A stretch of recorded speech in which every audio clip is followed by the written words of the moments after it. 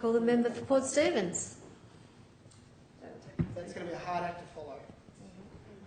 Good luck. Thank you, Madam Temporary Speaker. I rise today to oppose the bill. All I've heard from this government's representatives in the lead up to this bill and during this debate is lip service, which could also be called something less flattering, lies. Yesterday, the member for Northern Tablelands tried to formally rewrite history. Getting very close to so parliamentary language. What's your point of order? It's unparliamentary language. No. There's no point of order. The member for Port Stephens has a call and shall be heard in silence. Thank you, Madam Temporary Speaker. Yesterday, the member for Northern Tablelands tried to formally rewrite history by moving a motion that noted Labor did not win any seats in country and rural New South Wales. That's what they might like to think, but it's just not true.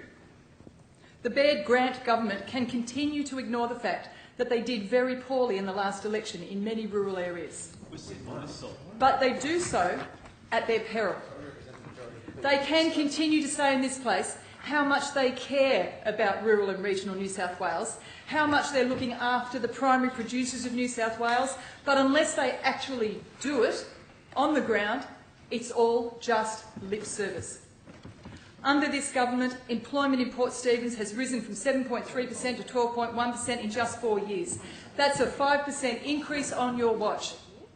We've had frontline community services shut down, community psychology services closed, specialist domestic violence services defunded and propped up at the last minute in a lesser form. We've had much needed training services defunded under the so-called smart and skilled policy. I can honestly say that this government's actions are hurting rural and regional New South Wales, and that this bill is no different. The privatisation of electricity assets will hurt my community and others like it. I know it, and the Premier knows it too. How do I know? Because my community is still recovering from the impacts of the April superstorm. As a result of the storm, many people experienced power outages for 7 days and longer. Aged care facilities were without power for 7 days. Bulk food stocks were thrown out, staff were rostered on to ensure that facilities were secure and elderly people became bedridden. Vulnerable people alone in their own homes had no hot food, no hot water and little to eat for longer than 7 days. Without power, without any form of communication, because mobile towers were out, phone lines were down, sewage systems did not function. In some towns, there was no water for a week either. People were isolated, cold, hungry and scared. Sadly, as a result of the storms, lives were lost in Dungog and Maitland. In Port Stephens, we were lucky that there were no fatalities, either during the storm itself or in the days that followed. But make no mistake, lives were at risk. The longer people lived without power, that risk only increased.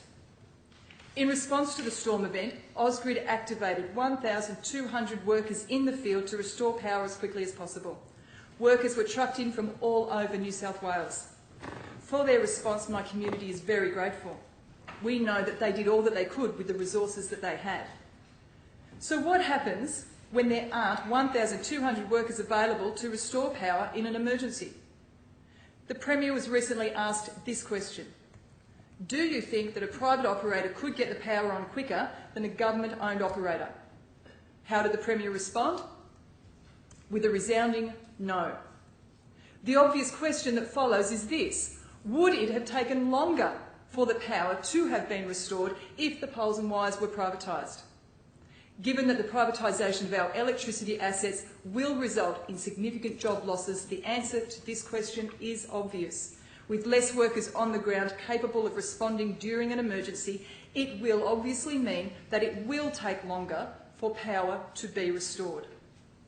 For those of us who lived through the April superstorm, we no longer take the provision of power to our homes and the other services that are dependent on a power supply for granted. This government, in proceeding with its plans to privatise power, is taking the provision of power for granted, as if there's no risks associated with the loss of the service. Whereas the people of Port Stephens and the Hunter know that's not the case. The National Party members know it too, and that's why they wouldn't let their energy provider be sold off. The people of Port Stephens know that the loss of power has significant impacts, potentially tragic impacts, that this government is choosing to ignore. This government is prepared to risk people's lives to fulfil its privatisation agenda. So I'm not talking about a hypothetical situation, I'm talking about a recently lived experience that this government will also pretend never happened, so it can feel good about saying that this is a good deal for rural and regional New South Wales. Well, I can tell you that the people of Port Stephens don't believe it because they know it's just not true. Now, I can't speak on this bill without also mentioning the disingenuous manner in which the government is presenting this bill to the people of New South Wales. There are many troubling aspects to the bill, but I'd like to focus for a moment on one particular aspect, the percentage of the assets to be sold. 49% is a very cute figure, a figure that suggests the government is retaining control of electricity assets. I sat in this place yesterday and listened to the Premier regale us about the transparency of the transaction. To that, I say rubbish. To any reasonable person, 49% suggests that the state will retain overall control of electricity assets. It has been designed to suggest just this, to deliberately mislead. Why else would the government select a figure of 49%? How does the bill provide for the calculation of the percentage interest to be sold? The calculation is set out in Part 2, Section 6, which states that the amount arrived at is to be expressed as a percentage of the total asset values of Ausgrid, Endeavour Energy, Transgrid and Essential Energy. And yet Essential Energy is expressly excluded from the sale to pander to the National Party members' interests. The truth is that 100% of Transgrid is being sold off and majority interests of Ausgrid and Endeavour Energy are being sold off.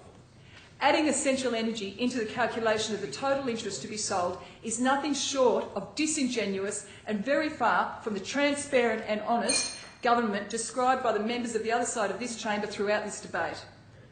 I must also address the continued suggestion from those on the opposite bench that we, on this side, should accept the infrastructure booty that's supposedly going to flow from the proposed sale. Well, I'm sorry, but this government's record on delivering infrastructure into Port Stephens is not something that gives me comfort going forward. We have had the current Minister for Education in my electorate stating clearly that, should the Liberals and Nationals form government in 2011, they would immediately commence planning, design and make shovel-ready a public high school that is in my own town of Medowie. What's happened since? Absolutely nothing. So, forgive me if I find it a little bit difficult to roll over and accept what's being said and supposedly offered. When promises have not been honoured in the past, the shine is somewhat removed from the thin veneer that's masking the true nature of this transaction, that it's a dud deal. Now, I'll conclude my contribution to this debate by returning to the people who have been hit the hardest by the storm, the farmers. On the land, it's part of a farmer's psyche. It's in their genes to plan for the future. They consider the impact of their actions on future generations. Their plans are long-term strategies to ensure that the land will be capable of reaping the benefit that their families need to survive for generations to come. They know that a quick fix will not endure for the benefit of future generations. Sadly, this government is not founded on the same common-sense, responsible approach. Practical principles do not apply to this government. Instead, it's an out-of-touch ideology. They're pursuing a quick fix and in doing so exposing future generations to state coffers that will be incapable of funding the services that matter to the people who live in rural and regional New South Wales. They are happy, this government is happy, to leave as a legacy a barren land. That is not a legacy that the people of Port Stephens or New South Wales deserve. It is the reason that I proudly represent the people of Port Stephens to oppose this bill. The question is that this bill now be read as